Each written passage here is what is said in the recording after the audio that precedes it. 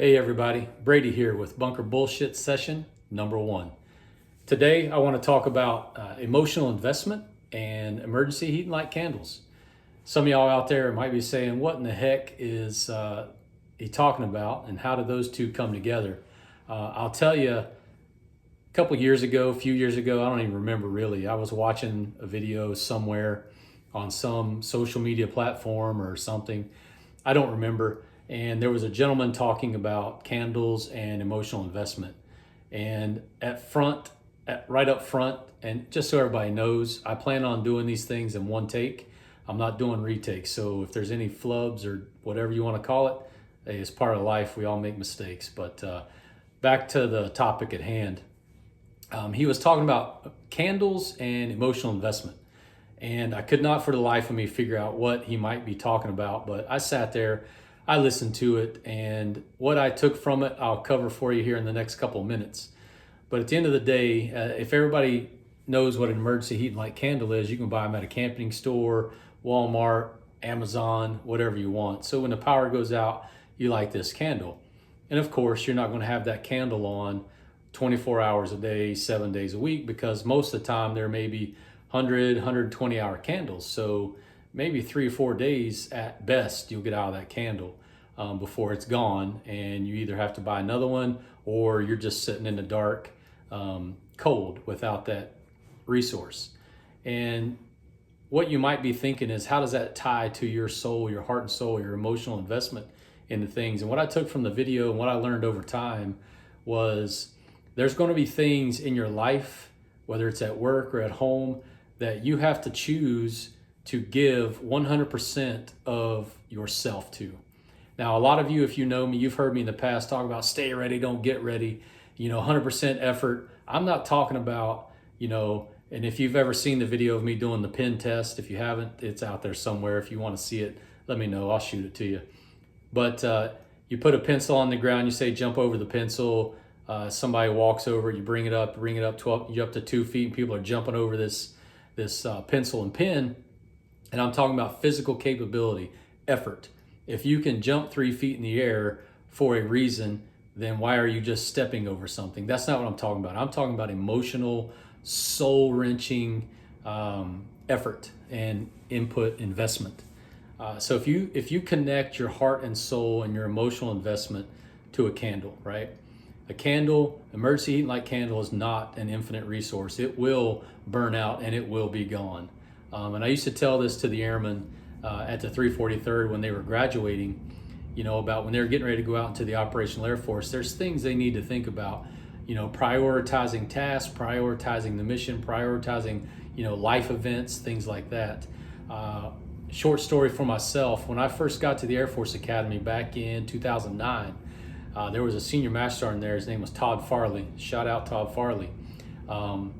Who grabbed me up one day out on the terrazzo and tried to give me some advice from a leadership perspective, but I don't think I was really ready to receive at that point. But he told me, there's a lot that goes on at the Air Force Academy. If you listen to Woody and I's podcast a couple months back, you'll have a very small picture of what I'm talking about when I'm talking about busy.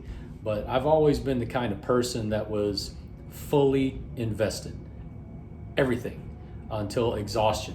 And he put his arm around me one day out on a terrazzo and told me, he's like, hey, Master Sergeant, you probably need to slow down a little bit, focus on your squadron, just worry about your cadets, because if you don't do that and you try to fix all 4,000 cadets, you're probably going to burn out sooner than you want to. And I looked at him, I was like, hey, senior, you don't know who you're talking to. I'm Brady McCoy. Nobody's going to slow me down. I got this. Don't worry about it.